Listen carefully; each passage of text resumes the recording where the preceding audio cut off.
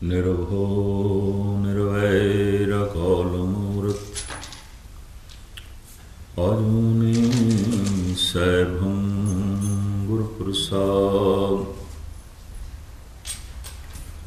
कहाँ तुझ प्रभु बुद्ध हमारी वर्णन सके महिमा जो तिहारी। हम ना सिखते कर सकत तुम्हारी, आप ले ओ तुम कथा सुधारी। कहाँ लगे एहो कीट बखाने, महिमा तोर तुही प्रभु जाने। पिता जन्म ज्यों पूत ना पावे, कहाँ तवन का भेद बतावे। पिता जन्म ज्यों पूत ना पावे, कहाँ तवन का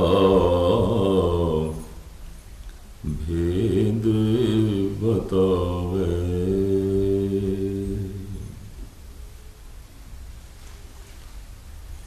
सम्मानयोग गुरु साध संगत जीओ, सनिमर गुरुदेव की फतेह प्रवान करनी। वाहिगुरू जी का खालसा, वाहिगुरू जी की फतेह। धन गुरु ग्रंथ साहब जी महाराज के अंदर एक बाणी है, उस बाणी का नाम है गाथा। गाथा दे अखरी अर्थ ने कथा, यानी एक बाणी का नाम ही पातशाह ने कथा रखे है। कथा, और इस बाणी के उत्ते सतगुरां ने कोई राग नहीं दर्ज किया। गुरु ग्रंथ साहब जी महाराज की सारी बाणी रागां विच नहीं है। जपजी साहब रागां तो बिना है।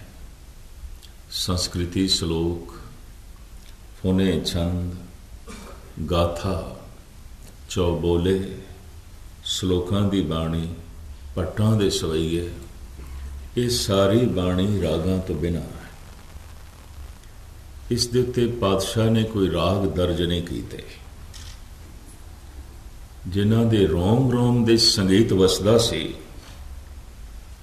उन्हां सतगुरां ने अगर कुछ बाणियां दे उपर राग नहीं दर्ज किया तो विशेष कारण है। वो बाणियां गायन करन वालियां नहीं ने, विचारन वालियां ने।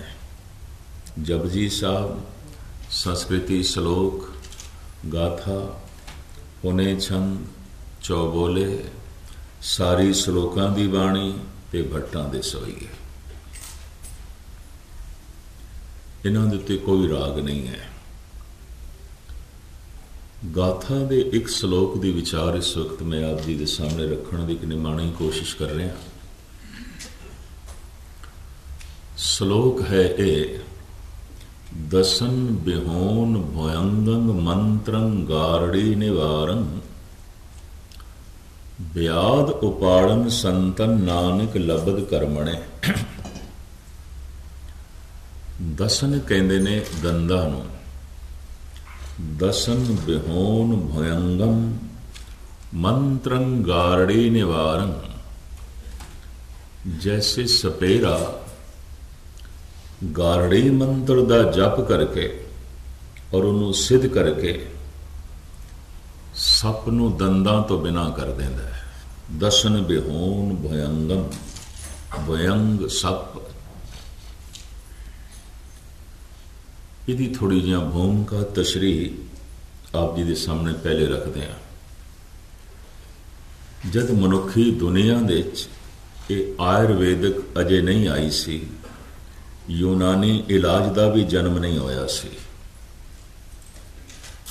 ਐਲੋਪੈਥੀ, ਹੋਮਿਓਪੈਥੀ, ਇਹ ਨੇਚਰਪੈਥੀ, ਇਹਨਾਂ ਦਾ ਜੇ ਜਨਮ ਨਹੀਂ ਹੋਇਆ ਸੀ।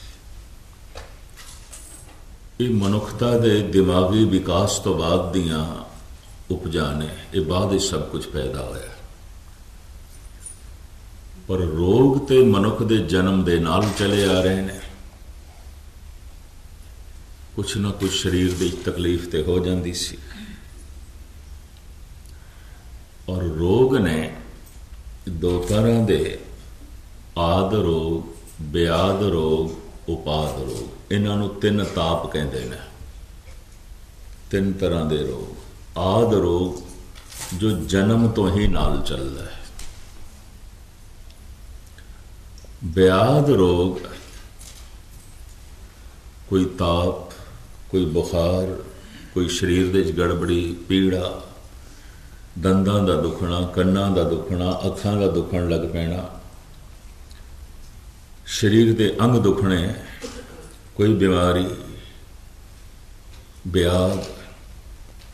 ਉਪਾਦ ਅਚਨਚੇਤ ਕੋਈ ਹਾਦਸਾ, ਕੋਈ ਐਕਸੀਡੈਂਟ, ਕੋਈ ਦੁੱਖ ਤਕਲੀਫ ਜਿਹੜੀ ਕਦੀ ਸੋਚੀ ਨਾ ਹੋਵੇ, ਖਾਬ ਖਿਆਲ ਦੇ 'ਚ ਵੀ ਨਹੀਂ ਸੀ, ਅਚਾਨਕ, ਅਚਨਚੇਤ। ਸ਼ਾਮੀ ਆਰਾਮ ਨਾਲ ਸੁੱਤੇ ਹਾਂ, ਸਵੇਰੇ ਕੋਈ ਦੁਰਘਟਨਾ ਘਟ ਗਈ। ਸਵੇਰੇ ਚੰਗੇ ਭਲੇ ਉੱਠੇ ਹਾਂ, ਪਰ ਦਿਨ ਨੂੰ ਕੋਈ ਘਟਨਾ ਘਟ ਗਈ। ਇਹਨੂੰ ਕਹਿੰਦੇ ਨੇ ਅਚਾਨਕ ਕੋਈ ਹਾਦਸਾ, ਅਚਾਨਕ ਕੋਈ ਪੀੜਾ, ਅਚਾਨਕ ਕੋਈ ਦੁੱਖ ਸੰਤਾਪ। ਆਦ, ਬਿਆਦ, ਉਪਾਦ। ਆਦਿ ਰੋਗ, ਬਿਆਦੀ ਰੋਗ, ਉਪਾਦੀ ਰੋਗ। ਇਸ ਨੂੰ ਤਿੰਨ ਤਾਪ ਵੀ ਆਖਿਆ। ਤਿੰਨ ਤਾਪ, ਆਦ ਤਾਪ, ਬਿਆਦ ਤਾਪ, ਉਪਾਦ ਤਾਪ।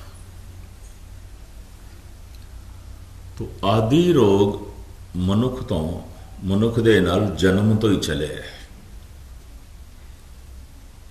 ਰੋਗਾਂ ਦੀ ਤਸ਼ਰੀਹ ਮੈਂ ਫਿਰ ਕਰਾਂਗਾ। ਇਹ ਜਨਮ ਤੋਂ ਹੀ ਨਾਲ ਚੱਲ ਰਿਹਾ। ਬਿਆਦ ਖਾਣ ਪੀਣ ਦੀ ਬਦਪਰਹੇਜ਼ੀ ਜਾਂ ਹਵਾ ਦਾ ਸਰੀਰ ਦੇ ਅਨੁਕੂਲ ਨਾ ਹੋਣਾ, ਪਾਣੀ ਦਾ ਸਰੀਰ ਦੇ ਅਨੁਕੂਲ ਨਾ ਹੋਣਾ। ਪੁਰਾਣੇ ਆਯੁਰਵੇਦ ਆਚਾਰੀਆ ਕਹਿੰਦੇ ਰਹੇ ਨੇ, ਤੇਰਾ ਇਲਾਜ ਹਵਾ ਪਾਣੀ ਹੈ, ਤੂੰ ਬਦਲ ਲੈ। ਔਸ਼ਧੀਆਂ ਨਾਲ ਗੱਲ ਨਹੀਂ ਬਣੇਗੀ, ਦਵਾਈਆਂ ਨਾਲ ਗੱਲ ਨਹੀਂ ਬਣੇਗੀ। ਔਰ ਇਸ ਤਰ੍ਹਾਂ ਦੇ ਹਜ਼ਾਰਾਂ ਪ੍ਰਮਾਣ ਮਿਲਦੇ ਨੇ ਕਿ ਮਨੁੱਖ ਨੇ ਆਬੋ ਹਵਾ ਬਦਲੀ, ਠੀਕ ਹੋ ਗਿਆ, ਤੰਦਰੁਸਤ ਹੋ ਗਿਆ। ਬਨਸਪਤੀ ਦੇ ਉੱਤੇ ਵੀ ਇਹੀ ਗੱਲ ਹੈ। ਠੰਡੇ ਇਲਾਕੇ 'ਚ ਅੰਬ ਦਾ ਬੂਟਾ ਲਾਈਏ, ਪਨਪਦਾ ਨਹੀਂ ਹੈ, ਕਿਉਂਕਿ ਉਹ ਗਰਮ ਇਲਾਕੇ ਦਾ ਫਲ ਹੈ ਔਰ ਗਰਮ ਇਲਾਕੇ 'ਚ ਪੈਦਾ ਹੁੰਦਾ ਹੈ। ਪਰ ਸੇਬ ਦੇ ਬੂਟੇ, ਬਦਾਮਾਂ ਦੇ ਦਰਖਤ, ਜਿੱਥੇ ਲੂ ਚੱਲਦੀ ਹੋਵੇ, ਕੜਕਦੀ, ਦਰਜਾ ਹਰਾਰਤ 50 ਤੋਂ ਵੀ ਅੱਗੇ ਜਾਂਦਾ ਹੋਵੇ, ਨਹੀਂ ਪਨਪਦੇ। ਇਹ ਤੇ ਸਾਰੇ ਆਪ ਸਿਆਣੇ ਨੂੰ ਸਮਝਦੇ ਹੋ। ਬਨਸਪਤੀ ਵੀ ਕੁਛ ਐਸੀ ਹੈ, ਉਹ ਆਪਣੀ ਆਬੋ ਹਵਾ ਦੇ ਅਨੁਕੂਲ ਹੀ ਰਹਿ ਸਕਦੀ ਹੈ, ਉਂਝ ਨਹੀਂ। ਪਸ਼ੂ ਵੀ ਕੁਛ ਐਸੇ ਨੇ।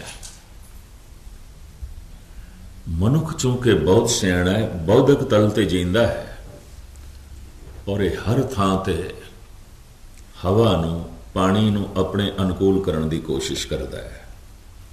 ਏਅਰ ਕੰਡੀਸ਼ਨ ਨੂੰ ਹਿੰਦੀ 'ਚ, ਪੰਜਾਬੀ 'ਚ ਵਾਤਾ ਅਨੁਕੂਲ ਕਰਦੇ ਕਹਿੰਦੇ ਨੇ। ਹਵਾ ਨੂੰ ਆਪਣੇ ਅਨੁਕੂਲ ਕਰਨਾ, ਪਾਣੀ ਨੂੰ ਆਪਣੇ ਅਨੁਕੂਲ ਕਰਨਾ, ਕੁਝ ਇਸ ਢੰਗ ਦਾ ਪਹਿਰਾਵਾ ਪਹਿਨਣਾ, ਕੁਛ ਇਸ ਢੰਗ ਦੀ ਖੁਰਾਕ ਜਾਂ ਇਸ ਢੰਗ ਦੀਆਂ ਦਵਾਈਆਂ ਜਿਸ ਨਾਲ ਵਾਤਾਵਰਨ ਅਨੁਕੂਲ ਹੋ ਜਾਏ। ਪਰ ਇਤਨੀ ਗੱਲ ਤੇ ਸਪਸ਼ਟ ਹੈ, ਆਦ, ਬਿਆਦ, ਉਪਾਦ, ਇਨ੍ਹਾਂ ਤਿੰਨ ਰੋਗਾਂ ਦੇ 'ਚ ਮਨੁੱਖ ਮੁਬਤਲਾ ਰਿਹਾ ਹੈ। ਮਨੁੱਖ ਨੂੰ ਪੀੜਤ ਦੇਖ ਕੇ, ਦੁਖੀ ਦੇਖ ਕੇ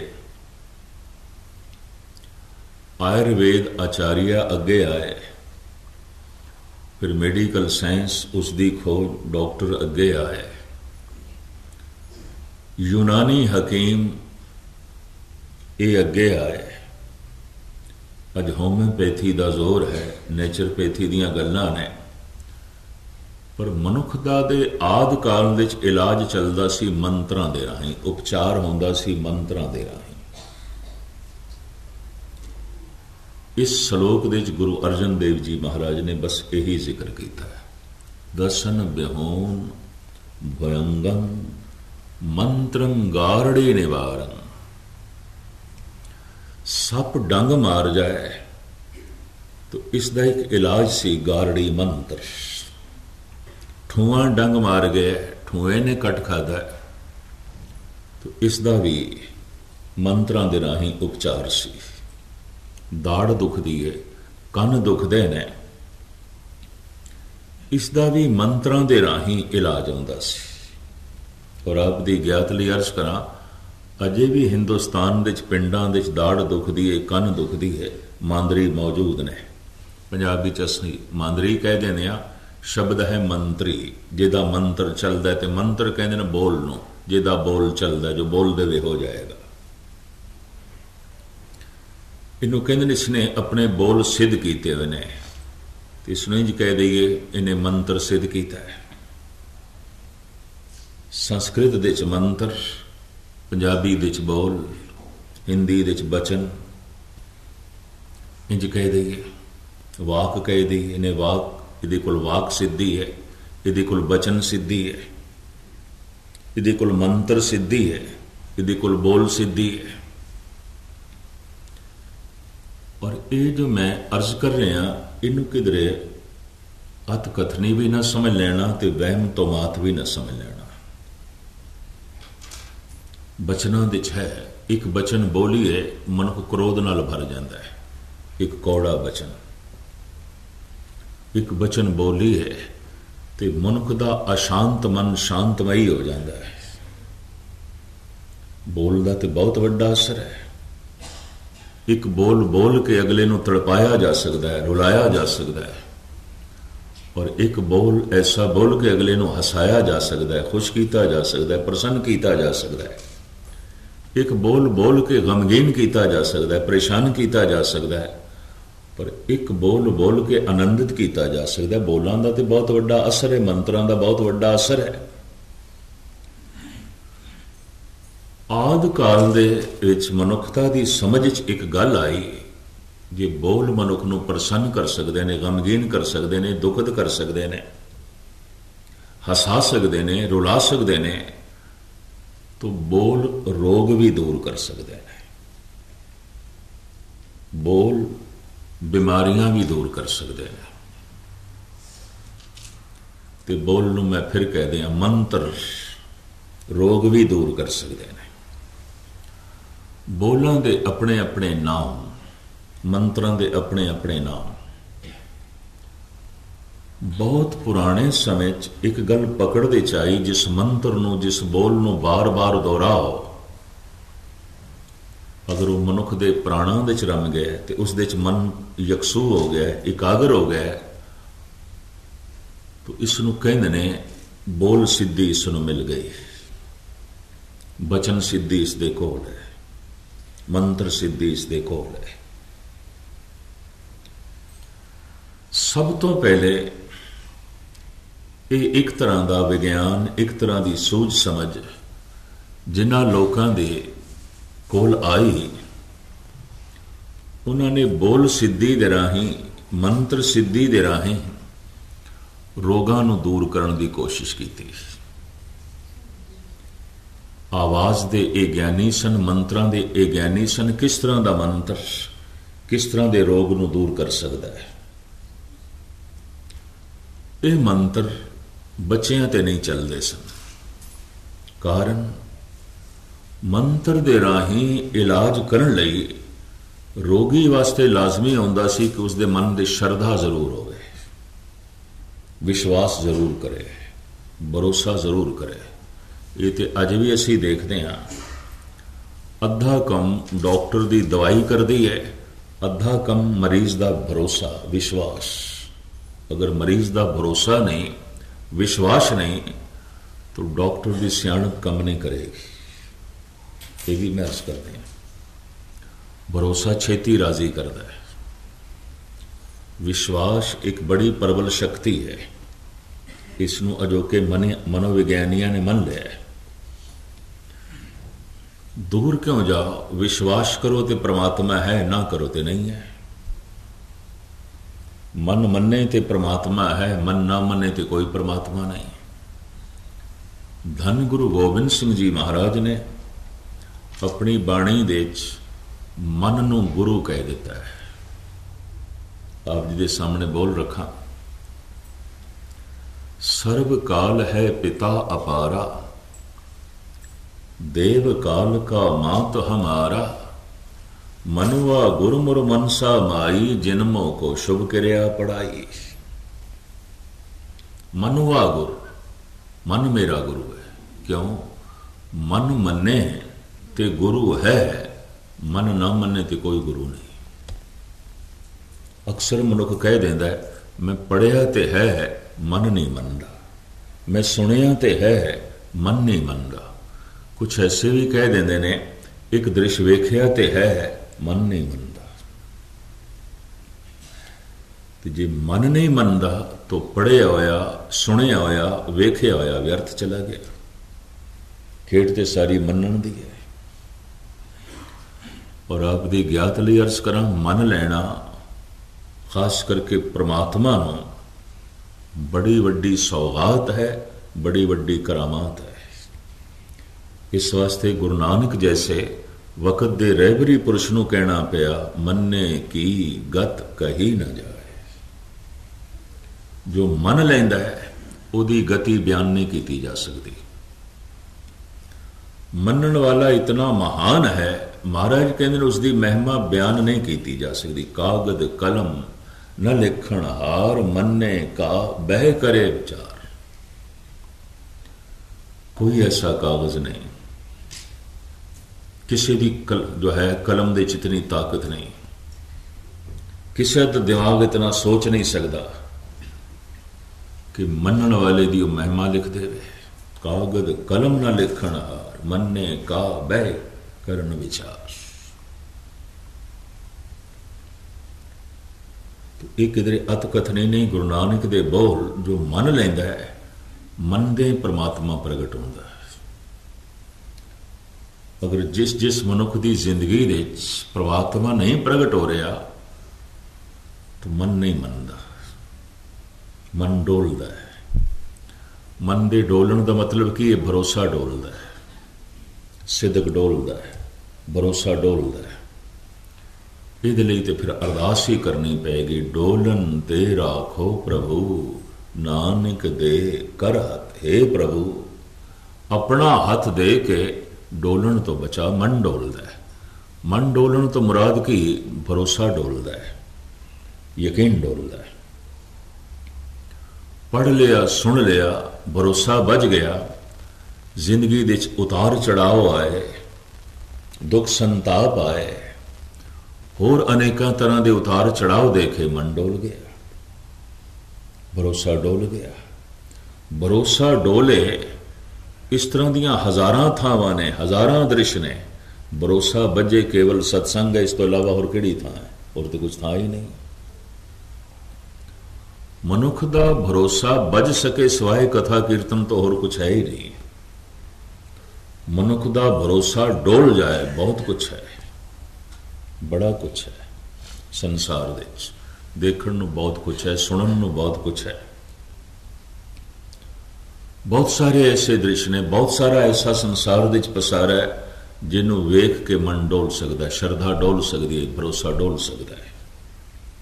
पर भरोसा बजे सिवाय एक कोई थां है, सत्संग गुरु दी संगत, कथा ते कीर्तन, और कोई अस्थान नहीं। तो ये पुराने मंत्र मांदरी लोग जो इलाज करते सन रोगां दा, मंत्र बच्चियां ते नहीं चलता सी, क्योंकि एक मासूम बच्चा अजे उसकी मन की बनावट इतनी विकसित नहीं हुई कि वह पूर्ण भरोसा कर सके, श्रद्धा कर सके। अजे इस दुनिया तो यह मासूम बच्चा परे। कुछ रोग ऐसे सन अक्सर निकलते ही छोटे बच्चों ਨੂੰ सन, जैसे चेचक। पता है इसनों भारत विच आखा गया माता, छोटी चेचक खसरा माता, वड्डी निकल आई तो बड़ी माता। रोग नूं मां क्यों आख्या गया? वो सिर्फ मां ही नहीं आख्या गया, उसकी पूजा भी की गई। जिस बच्चे नूं निकल आउंदी सी, सारा दिन उत्थे माता दा पूजन चलना, और लोकी मत्था भी टेकते सन जिन्हों चेचक निकली है। हद हो गई, अगला रोग नाल पीड़ित रो रहा है बेचारा, लोकी पूजा पे कर देन, मत्था पे टेक देन। इसका इलाज मनुख दे कोल नहीं सी, पर मंत्रां दे राही उपचार इस वास्ते नहीं हो सकता सी कि अक्सर बच्चों नूं आउंदा सी रोग। तो बच्चे का मानसिक मंडल ऐसा है ही नहीं कि उसनूं किसी की गल ते जो कुछ बोल रहे उत्थे अपनी पूरी श्रद्धा, अपना पूरा भरोसा इकागर कर सके। तो उन्होंने सियाणियां ने यही आख्या भी चलो ये रोग ते मां है, पूजा करो। हद हो गई, रोग मां और ये चेचक जिसनों निकलती सी, ये मां जिसनों चमड़ती सी, किसी बच्चे नूं अंधा कर जाती सी, किसी नूं गूंगा कर जाती सी, किसी नूं बहरा कर जाती सी, करूप ते लाजमी कर जाती सी, क्योंकि सारी खरड़ी दे ते दाग हो जाते सन। तो ये मां सी कि डायन सी? मां नहीं सी। मां दा ते काम हुंदा बच्चे की परवरिश, ये तो खा जाती सी बच्चियां। अद्धे तो ज्यादा बच्चे मर जाते सन, बचे हुए कोई गूंगा हो जाता सी, कोई अंधा हो जाता सी, कोई बहरा हो जाता सी। अगर ये सब कुछ नहीं होया तो करूप ते लाजमी हो जाता सी, क्योंकि सारी खलड़ी ते दाग हो जाने। तो ये मां किस तरह हुई? पर इलाज नहीं सी, उपचार नहीं सी। इस मां नूं अजोके विज्ञान ने, मेडिकल साइंस ने ऐलानिया कह दिता है, असी कढ़ दिता है दुनिया च, नहीं है, असी भुला दिता है, इसनूं खत्म कर दिता है, ये हुण नहीं है। तो खैर मुख्तसर मैं अर्ज करा, वख वख मंत्र इजाद किए गए और उन्होंने मंत्रों को बोल बोल के, जप जप के बोलना, बार बार रिपीट करना, दोहराना सिद्ध किया गया। तो तजर्बे के तौर पर वो मंत्र आजमाए गए, तो जब कम करन लग पे तो खास करके जिसने सिद्ध किया हुंदा सी तो उसका मंत्र चलता सी, तो उन्होंने कहते सन ये मंत्री है, पंजाबी च कहते सन मांदरी है, कुछ कहा जाता सी सियाणे ने, ये सियाणा है। आपकी ज्ञात लई अर्ज करा, ये मंत्री अज भी मौजूद ने। सप्पां दे मांदरी, ठूएं दे मांदरी, दाड़ दर्द हो रही है, मांदरी मौजूद ने अज भी। और मैं अफगानिस्तान दे भी देखा इस तरह ही उपचार होंदा है अज भी। ठूएं बहुत ने अफगानिस्तान दे, कच्चे मकान ने सारे अफगानिस्तान दी सिवाय काबुल नूं छोड़ के। उन्हां मकानां च अक्सर ये ठूएं बहुत होंदे ने, और बड़े वड्डे वड्डे ठूएं, बिच्छू, जिन्हों डंग मार जान 3-3 दिन बंदा तड़पता रहता है। इसका उपचार मैं देखा अज भी उत्थे मंत्रां दे राही अफगानी लोग, पठान लोग, वो मंत्रां दे राही उपचार करते हैं। कुछ कुरान दियां आयतां, कुछ होर इस तरह के मंत्र उन्होंने बोल बोल के सिद्ध किए, उन्हें जप जप के। और जब किसी के घर ऐसी तकलीफ होवे तो मांदरी नूं बुलांदे ने, मंत्री नूं बुलांदे ने। मैनू अपनी घटना याद आ रही है जम्मू की। 10 साल दे साल जांदा हुंदा सी 6वें पातशाह दे पुरब ते, पर जिस दिन की कोई शरीरक तकलीफ ज्यादा हो गई तो गर्मियां सहारनियां औखियां हो गई। जम्मू की गर्मी बहुत भयंकर गर्मी है, कश्मीर ठंडा है, जम्मू गर्म है बहुत। उत्थे मेरी दाड़ दुखण लग पई ते 6वें पातशाह दा पुरब नेड़े 2 दिन बाद दिन भर दाड़ दुखदी रही। थले गुरुद्वारे की मार्केट बनी हुई है, दुकाना ने, उत्थे नवीं जुतियां बनाने वाला एक मोची है और मंत्रों के राही इलाज भी करता सी। मैं देखता हुंदा सी कोई ना कोई रोगी उसको लांदे रहंदे सन। वो ऊपर मेरे कमरे च आ गया तो मैंने कहने लगा, मस्कीन जी सुनिया है थोड़ी दाड़ दुखदी है? मैं कहा बहुत दुखदी है। हुण भी दुख रही है? मैं कहा हुण भी दुख रही है। मैं कहा डॉक्टर कोल मैं गया सी तो उन्हें कहा कढ़ानी ही पैगी तो 2-3 दिन रेस्ट करना पेगा। तो प्रबंधक सारे पिछे पै ने भी गुरपुरब तो बाद कढ़ाना, साडा गुरपुरब लंघ जाण दो। संगतां आणियां ने मायूस होण गया तो मेरी दाड़ दुखदी है। पता मैनू कहने लगा जे मैं 5 मिनटां ठीक कर दियां थे। मैं कहा मित्रा फिर होर की चाहिए, कर दे। उन्हें दरवाजे ते एक किल ठोकी तो कुछ पढ़दा रहा। मैनू कहने लगा आराम आया? मैं कहा नहीं, दर्द है उसी तरह। उन्हें फिर एक किल होर ठोकी, कुछ होर मंत्र पढ़दा रहा। तो मंत्र पढ़न तो बाद मैनू कहने लगा हुण तो बिल्कुल ठीक हो गया होगा। नहीं, मैं कहा पहले नालों दर्द वध गया, पीड़ा तो मेरी वध गई है।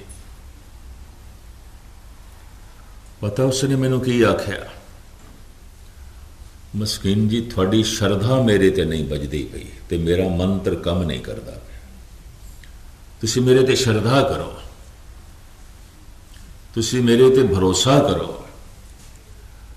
मैं कहा पुरखा भरोसा करना इतनी सौखी खेड नहीं है,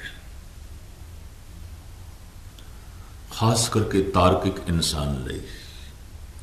अगर भरोसा बज जाए तो मंत्रां दे चों सिरमौर मंत्र है परमात्मा का नाम, सारे दुखों को दूर कर देंदा है। नमो मंत्र मंत्रं, नमो जंत्र जंत्रं। कलगीधर पिता कहते हैं, हे प्रभु तेरा नाम मंत्रां दे चों सिरमौर मंत्र है, जंत्रां दे चों सिरमौर जंत्र है, और ऐसा मंत्र है सारे रोगां ते कम करदा है। सर्व रोग का औखद नाम, संसार रोगी नाम दारू मैल लागे सच बिना। बहुत उपाव कीते ने, रोग दूर नहीं होए। अनक उपावी रोग न जाए, रोग मिटे हर औखद लाए। बड़ी कीमती पंक्ति सुखमनी साहब दी। अनक उपावी रोग न जाए, बहुते उपाय तो कीते,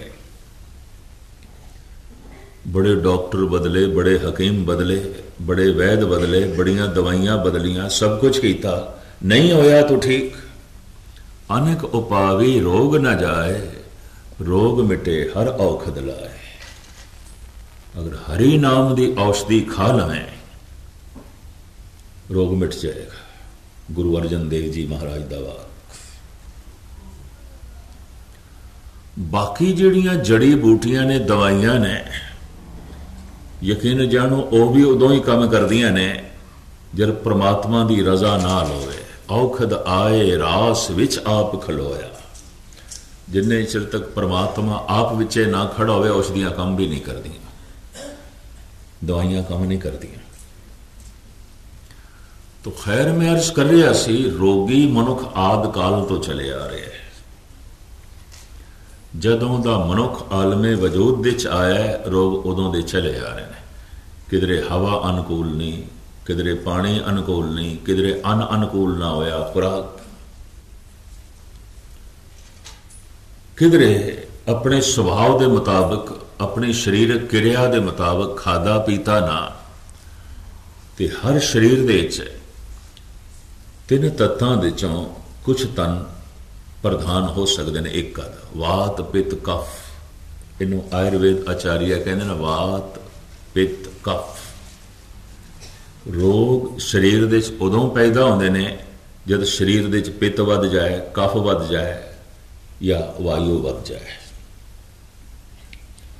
ਹੁਣ ਵਾਯੂ ਪ੍ਰਧਾਨ ਸਰੀਰ ਜਿਹੜਾ ਹੈ, ਅਗਰ ਉਹ ਐਸੀਆਂ ਚੀਜ਼ਾਂ ਖਾਵੇ ਜੋ ਵਾਸਤਵਿਕ ਬਾਦੀ ਨੇ, ਬਾਦ ਕਹਿੰਦੇ ਨੇ ਹਵਾ ਨੂੰ, ਬਾਦੀ ਨੇ, तो शरीर के अंदर बादी रोग वध जाएगा, जोड़ दुखणगे, अनेकों तरह की पीड़ा पैदा हो सकती है। पित्त प्रधान जिहड़ा शरीर है वो ऐसियां चीज़ां खावे जिन्हां दी तासीर ही गर्म है। अगर वो खाएगा तो शरीर दे गर्मी का मादा सीमा तो अगे वध जाएगा और इसनूं रोगी कर देगा, बीमार कर देगा। कफ प्रधान जिहड़ा शरीर है तो संसार दे ऐसी बनस्पति, ऐसी खुराक है जिहदी तासीर ठंडी है, तो पहले ही कफ प्रधान है तो जैसे ठंड वधेगी रोगी हो जाएगा। पुराने आयुर्वेद आचार्य कहते सन तू अपने शरीर के सुभाव नूं वेख, एक कफ प्रधान जिहदी तासीर गर्म है, रोग वधणगे, कोई इलाज नहीं, फिर वधदा जाएगा रोग।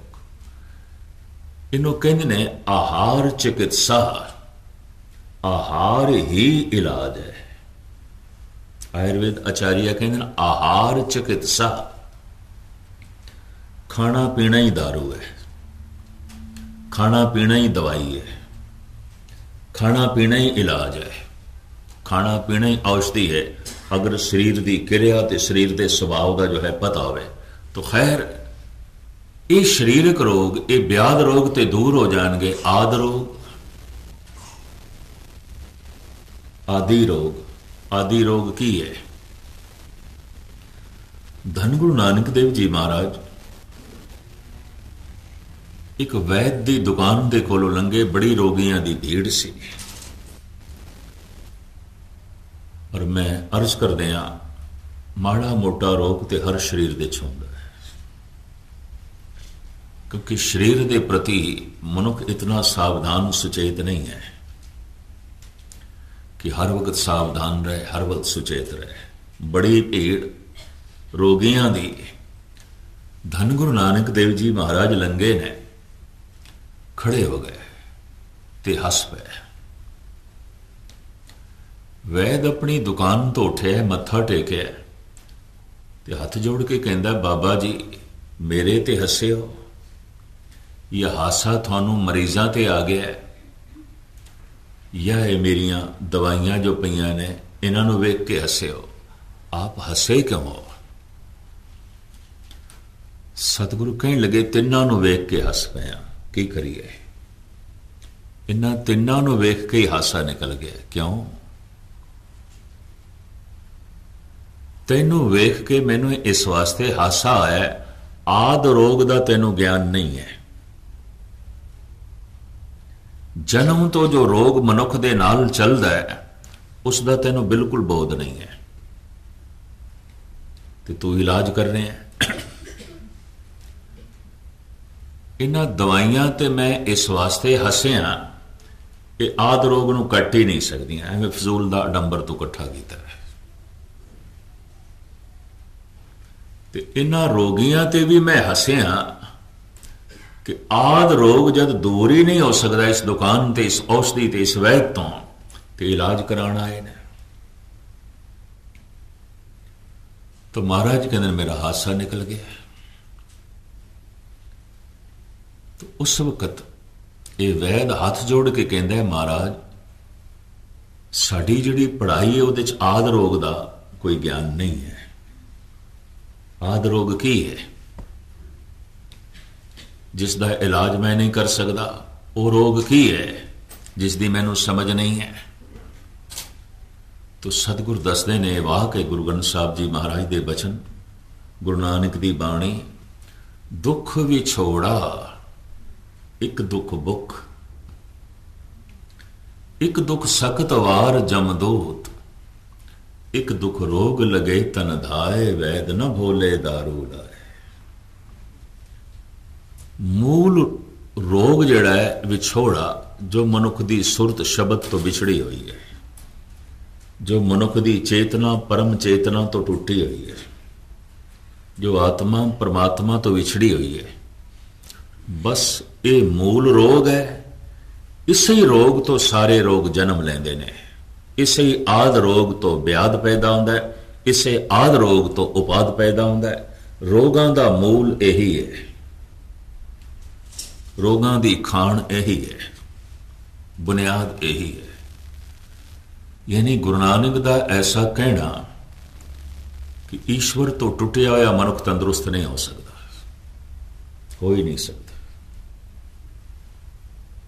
क्यों कि उसके मन विच तनाव होवेगा, उसके मन विच बेचैनी होवेगी, उसका मन अशांत होवेगा, उसका मन तनाव नाल भरिया होवेगा, उसका मन चिंतातुर होवेगा।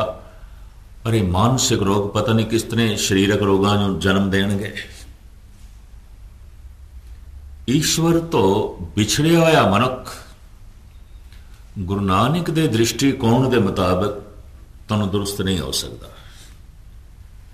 और पातशाह की बाणी भी कहती है, जो जो दिसे सो सो रोगी, रोग रहत मेरा सतगुरु जोगी। जिसनों देखते हैं रोगी, जिसनों देखते हैं बीमार।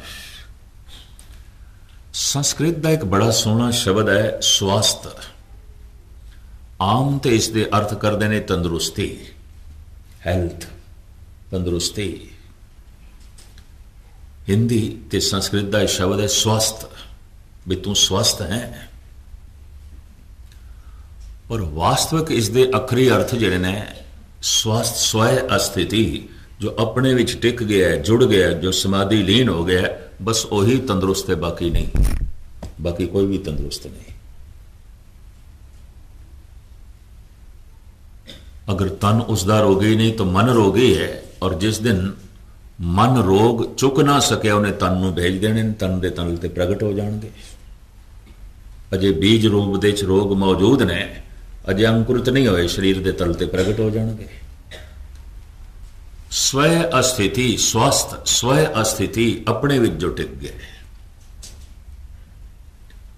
परमात्मा का नाम मनुख नूं अपने विच टिका देंदा है। ते जे नाम नहीं तो फिर मनुख की भटकना रहिंदी है, इधर बैठा उधर बैठा उधर बैठा। मनुख जो अपने विच नहीं टिकया, उसकी भटकना बहुत रहेगी। इतनी गल चेते रखना। और उसनू कुछ दूसरा तीसरा चाहिए बैठन लई। मित्र चाहिए, पुत्र चाहिए, कोई पड़ोसी चाहिए, अखबार चाहिए, कोई किताब चाहिए, टीवी चाहिए, रेडियो चाहिए, कुछ ना कुछ चाहिए। इकल्ला नहीं बैठ सकता, क्योंकि अपने विच टिकया ही नहीं कदी, ते अपने विच टिक के कदी आनंद माणिया ही नहीं। स्वस्थ स्वय अस्थिति, समाधि की ये स्वय अस्थिति, अपने विच टिक जाना। लखां च कोई एक दो मनुख अपने टिकते ने, बाकी कदी किधरे टिके कदी किधरे टिके, भटकना बनी रही। देश वही है मनुखी मन दा, अपने विच टिक जाना, बाकी सब परदेश है। मन परदेसी जेठिए सब देश पर आया। ऐ मन तू हमेशा ले किधरे भी नहीं टिक सकता।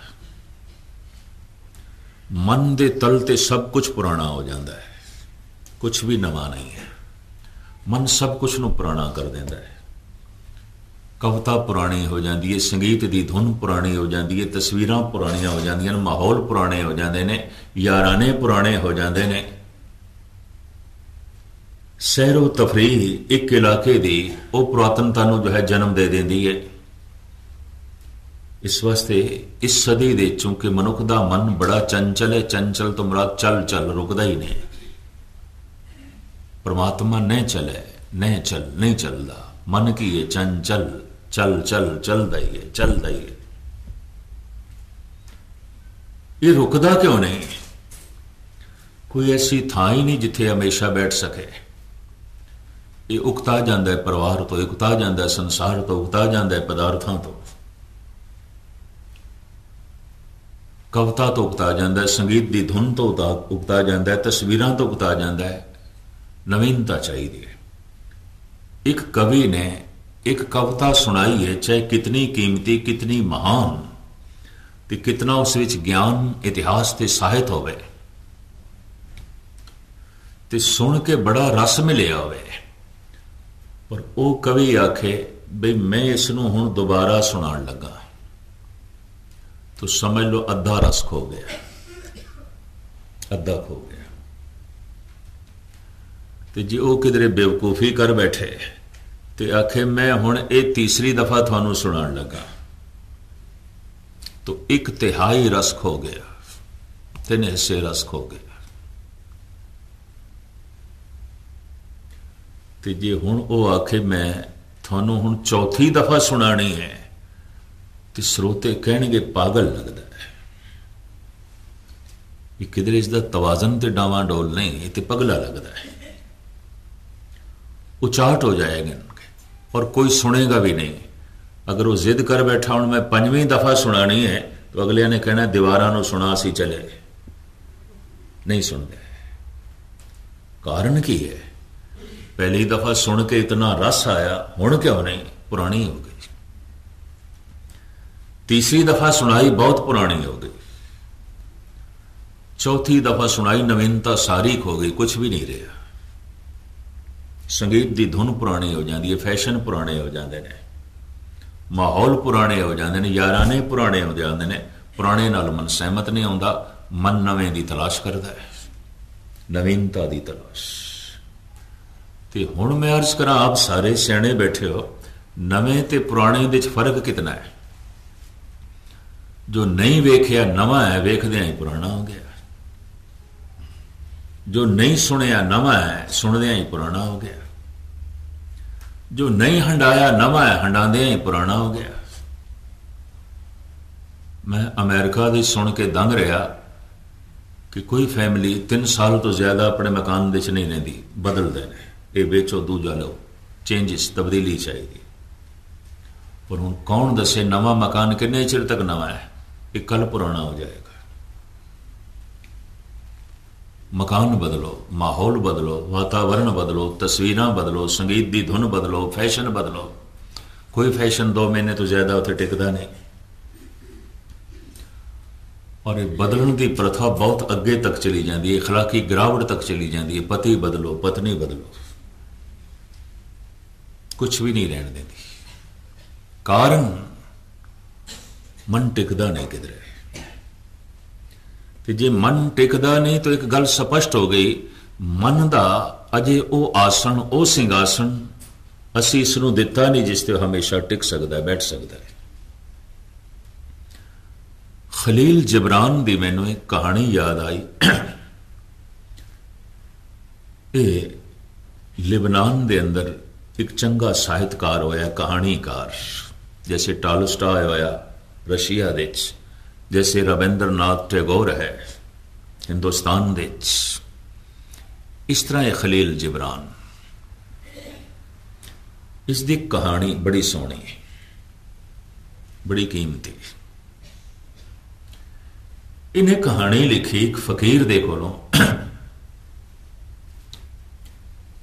एक बादशाह ने आउण की प्रार्थना की थी, बई मैं आउणा तैनूं मिलना है।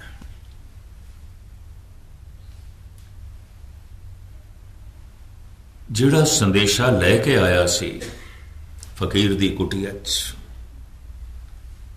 कि थोड़ी देर तो बाद बादशाह सलामत आणगे, फकीर साईं नूं मिलना है। पर फकीर दा चेला बैठा सी, फकीर नहीं सी।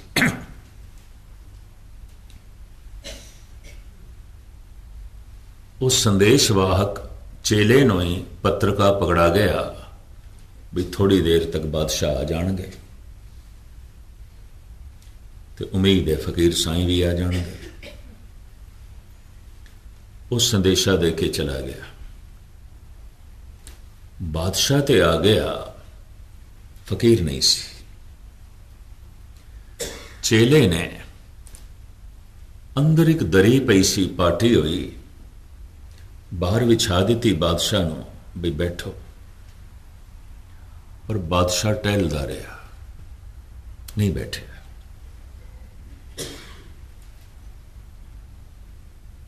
उस बेचारे ने एक टुटी हुई मंजी जिस ते उसका मुरशद फकीर सौंदा सी वो कढ़ लियांदी भी बादशाह सलामत थले नहीं बैठ देते, मंजी ते बैठ जाओ।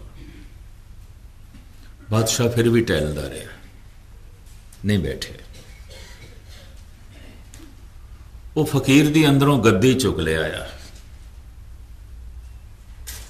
जिस आसन के उत्ते बैठ के समाधि लांदा सी वो चुक ले आया, अगों रख दी। बादशाह सलामत बैठो। बादशाह फिर भी नहीं बैठे, टहलदा रहा, टहलदा रहा, टहलदा रहा। फकीर आ गया।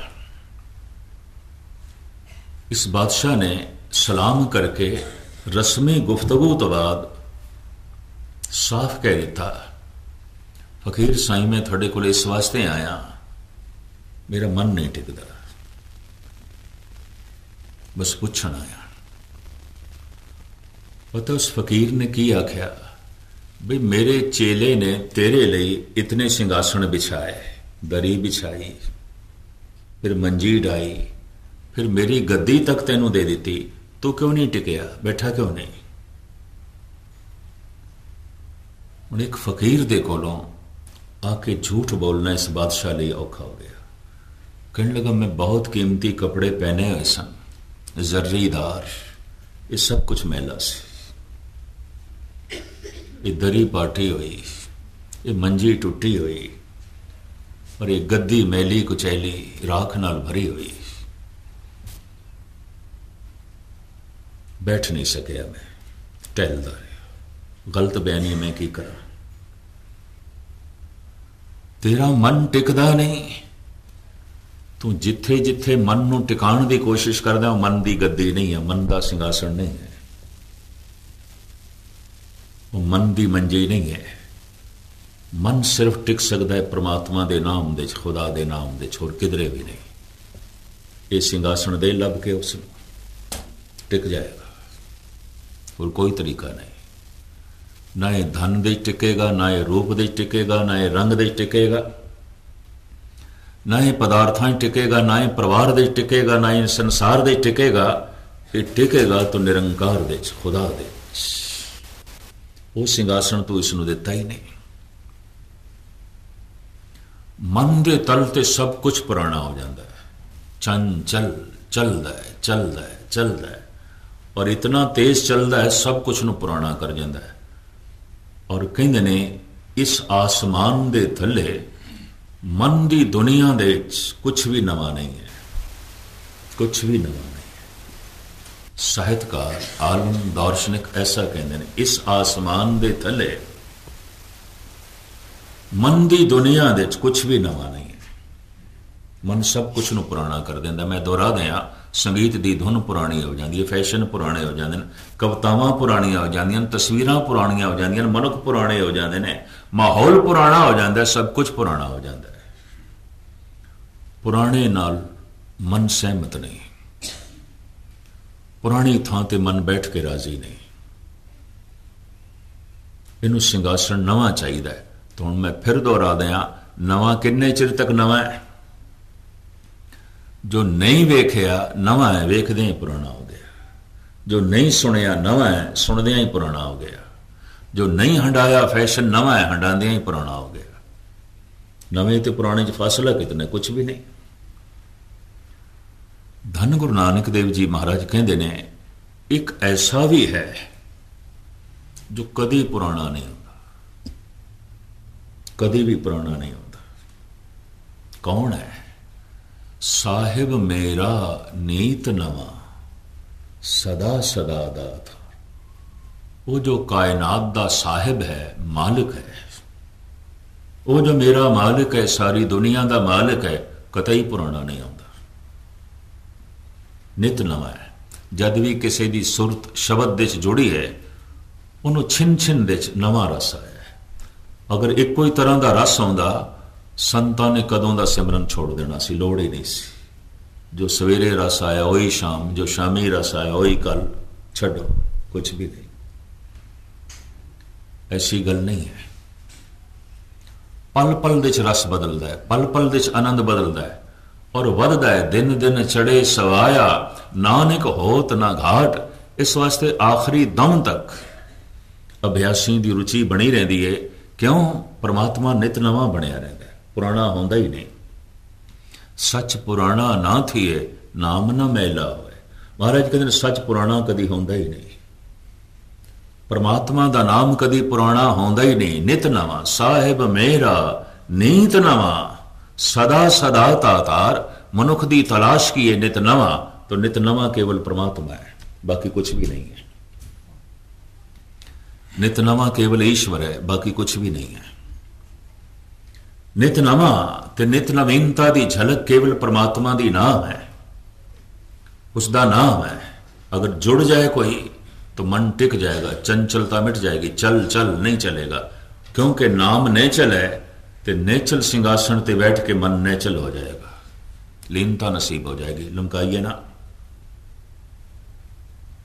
साहिब कहते ने मूल रोग की है विछोड़ा, जो सुरत शब्द तो विछड़ी हुई है। दुख विछोड़ा, एक दुख भुख, दूसरा दुख की है तृष्णा, भुख।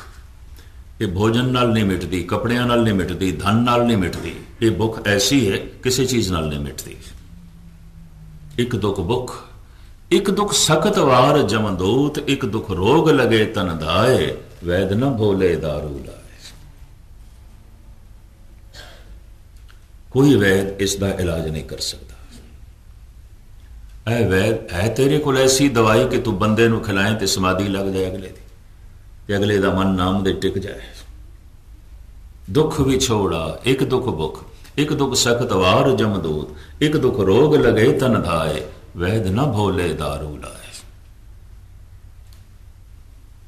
पर यह जिहड़ा रोग है इसका भी मंत्र है।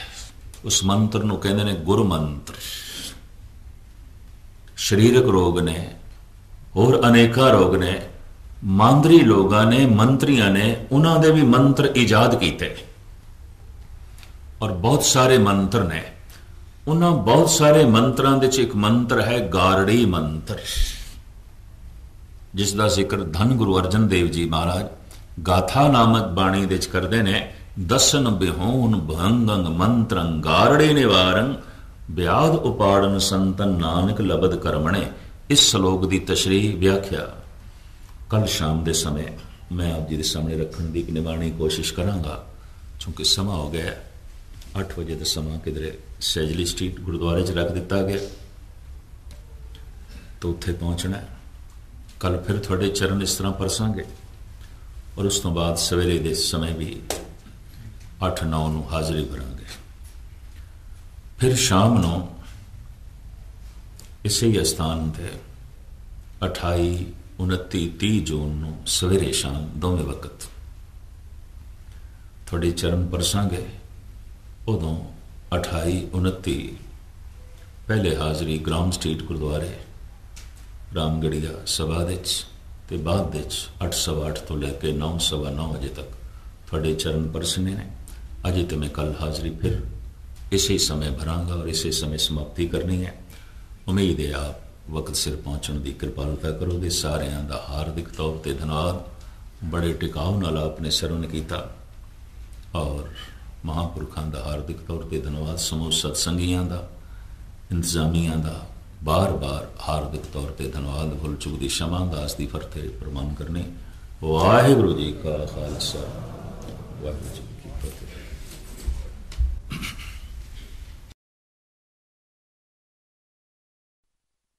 निर्भो निर्वैर काल मूर्त, अजूनी सैभं गुरु प्रसाद। कहाँ तुझ प्रभु बुद्ध हमारी, वर्णन सके महिमा जो तिहारी। हम ना सिफती कर सकत तुम्हारी, आप ले ओ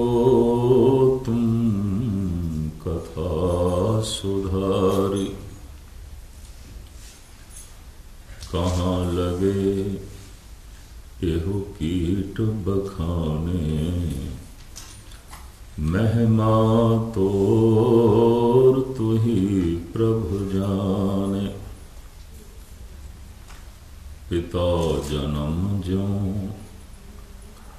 पूत ना पावे, कहाँ तवन का